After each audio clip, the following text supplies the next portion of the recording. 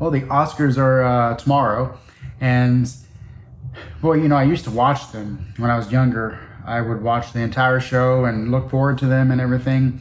And another thing that was different when I was younger was I thought that they were voting for the best of everything rather than what is, having a hot streak, or, what predictors are coming out with, or, just, I don't want to use the word political, but I rarely do I hear people mentioning, what the actual qualities of the movie represent, why it would or should win the awards.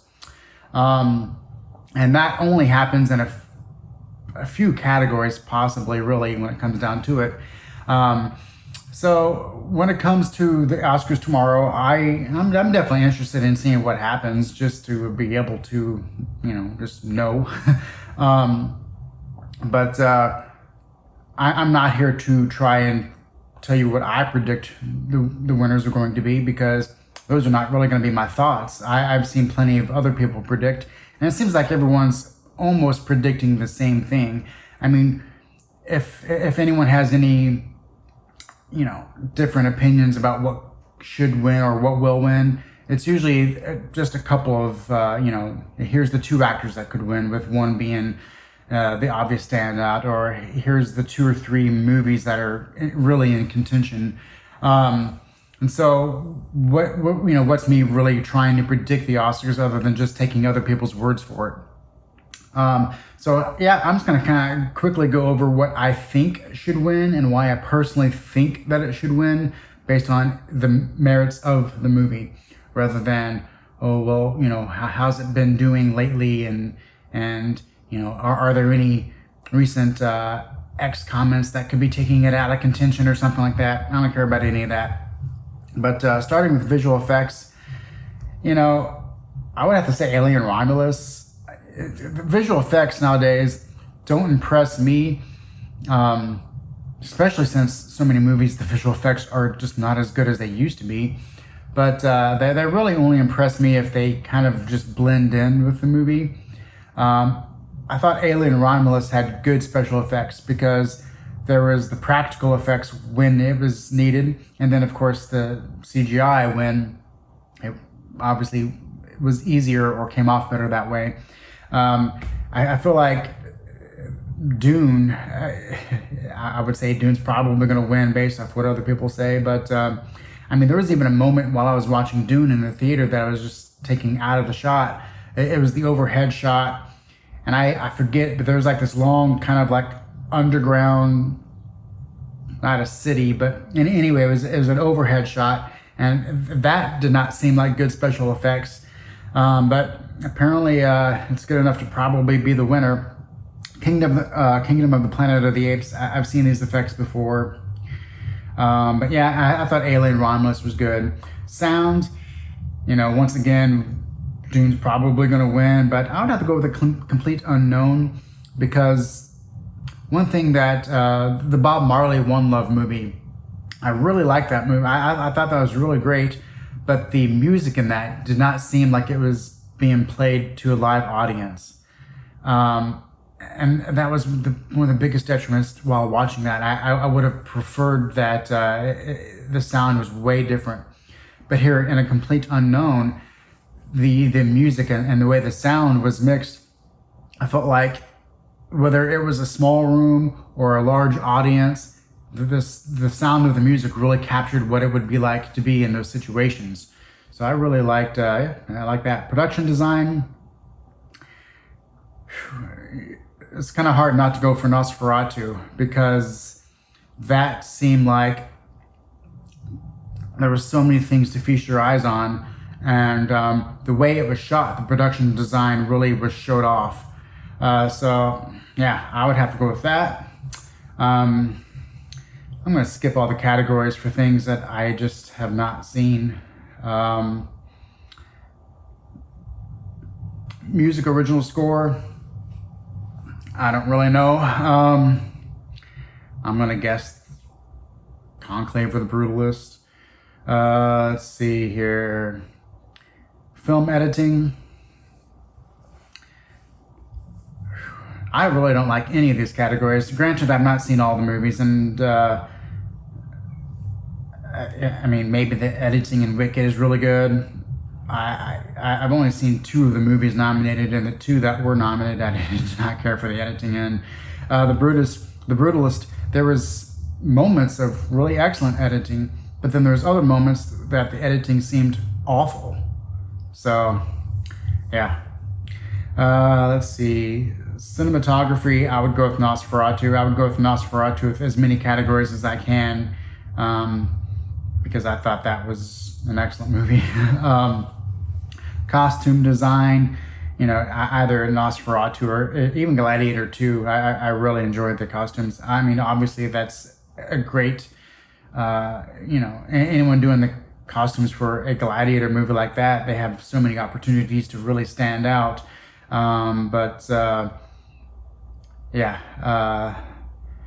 Let's see. Writing, original screenplay. But some of these are so tough because the movies are not what I would consider the best written movies of the year, and some of them I consider even poorly written. Even though I've not seen it, I would have to say Real Pain, just because I'm gonna hope that it's probably better than the other ones on this list. Writing adapted screenplay. I've seen A Complete Unknown, and I've not seen the other ones. So I will say that, even though I'm pretty sure Conclave is going to win. Actress in a supporting role.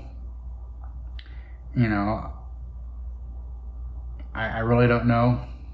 Once again, I've not seen enough of these to really say. I really did not care for Felicity Jones in The Brutalist. I'll say Monica Barbaro for A Complete Unknown, because that character really stood out with the screen time that she had. Every scene that she came in was really a good standout. Actor in a supporting role.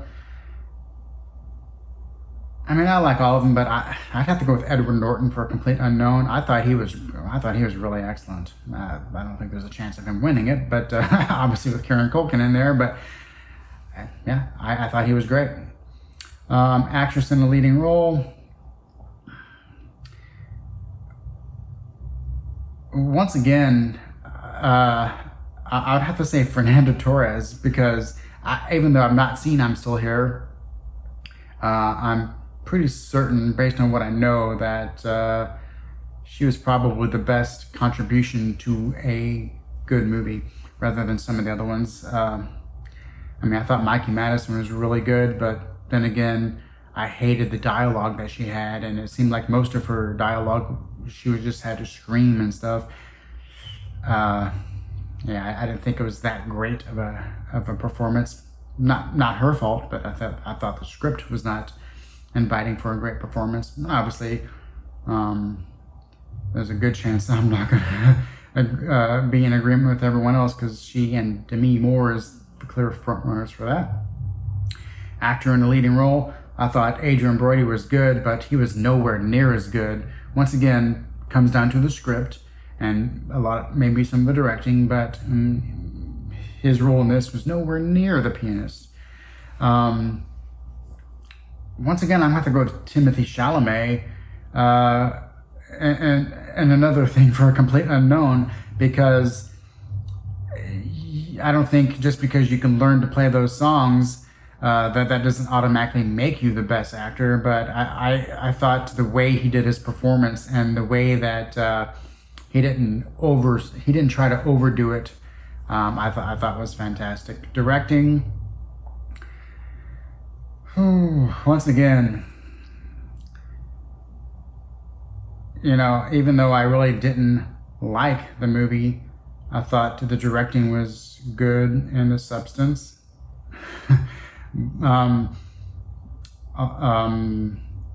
So I guess I would go with that. I think A Complete Unknown could have been directed by a multitude of people, but it did seem like the substance had a bit more of a director's flair to it, that maybe you could see that other directors would take in a completely different direction, or just have a different look to. So so I would go with that. And Best Picture, this is one. I will always have the strong opinion that there should be 5 nominees for Best Picture. When you have 10, usually it comes down to, well, there's 5 that are just being nominated just, because it's nice to nominate them, but then you kind of boil down to, well, here's the real 5 movies that might deserve. When it comes to the list of these movies, I hear a lot of people saying, "Oh, this is such a tough year because there could be so many possible winners." I think that's a problem in itself, because I think so many of the nominated movies are just middling as far as what I've seen other years have as far as Best Picture nominees. That none of these are masterpieces, and none of these are standing out as like incredible movies. And not saying that they're necessarily all bad, which I might get into more thoughts on when I create my top 10 and bottom 10 of the year list tomorrow. But I would have to say a complete unknown. Not that I think a complete unknown is Best Picture worthy. I think I think in a really strong year, it would not be nominated in the top 5. I think this year, it being in the top 10 makes sense, just because there's so many slots and you have to start filling in.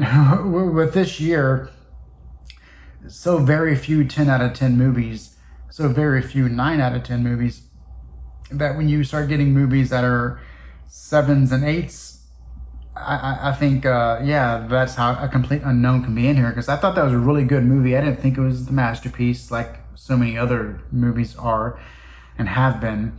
But out of all these, it's the one I had the most fun with. It's the one that made me emotionally feel something about it more than these other ones. I liked it more. And like I said earlier, I've not even seen all the movies. I've not seen Wicked. I've not seen Nickel Boys or Emilia Perez. I've not even seen Conclave. But I've done extensive research enough into those other ones that even when I thought about watching them, first of all, nothing really made me want to see them initially. So I started looking into more of those. I kind of want to see I'm Still Here, but I really don't know much about it, and I've not really had a chance to see it. But based on really the other ones, nothing that anyone has ever said has really made me start moving towards maybe I should check it out territory. So I'm just not going to watch them. And that probably gives me the inability to really be able to say, well, here's what I think should win. Well, because maybe if I did see Nickel Boys, perhaps I would say, wow, yeah, that somehow is the best of the year. I don't think so. But as it stands, a complete unknown, which has zero chance of winning the Best Picture. I mean, and when you take a look at it, Nora is the obvious lead right now, with Conclave kind of slipping into second place and Brutalist falling back a little bit. I'll have more thoughts on those. I really don't have any more thoughts on Conclave, other than I'm sure it's a fine movie. It just didn't seem like something that I really would want to care to see. It feels like it's the type of movie that I've probably seen 30 times before, and I really don't think I'm going to get anything new by watching it. It just doesn't seem like it's just something that I would really enjoy. But yeah, I mean, obviously with the list of all these movies, to me, a complete unknown has really stood out as something that I would choose in a lot of these categories. Nosferatu in several of them. Nosferatu might just end up somewhere in my top 10 list, because I really enjoyed it and I wish it was nominated in more categories. I mean, if Nosferatu was in the Best Picture race, well, then that would be easily my number 1 pick. But let me know what you think about the biggest thing is, when you talk about the Best Picture or most any of the other categories other than like sound or visual effects or things, you never I've yet to really hear anyone say As far as like, the quote unquote experts go, the people who's like really talking about, trying to predict the Oscars and have some knowledge about, all the previous award shows and calculations and knowing the past histories of the Oscars and how certain awards won here might affect the Oscars and how they balance all that out. They can do all that, but yeah, I never really hear any of them just talking about the films themselves and if they even deserve to be in the race. I mean, take a look at. I would like to take someone's number one choice that they think is the best movie out of this list, and then compare it to so many previous Oscar years, and what even, and none of these movies would be able to, well, stand up. I mean, take a look at 1994 in the year of movies. That one just is immediately coming to mind. You would take a look at all these movies and say, yeah, none of them has a chance to even entering the top 5 from that year. And some of these movies I will definitely talk more about tomorrow, because I have some deeper things to say, but it's for another video. But anyway, that's just kind of like where my mind is at on the Oscars this year. It's a mind-boggling year for me as far as the types of movies that came out this year and what's being praised and nominated. And it's not just for the ones that I don't care for too much. It's not just me not liking them personally or something like that. It's me taking a look at them critically and pointing out issues with the movies that seemingly either people do not care about the issues or they don't recognize the issues with the movies. I don't know. But yeah, like I said, I'll get into more of that with a video coming out tomorrow with my top 10 and bottom 10. But for now, yeah, let me know what if you think a complete unknown should win any of these categories. I would really like to know if that movie is standing out to anyone else as something that they think should win Best Picture and anything else that I've said that it should win as far as like Best Actor and things like that, Best Sound and whatnot. But until tomorrow, we'll see what happens.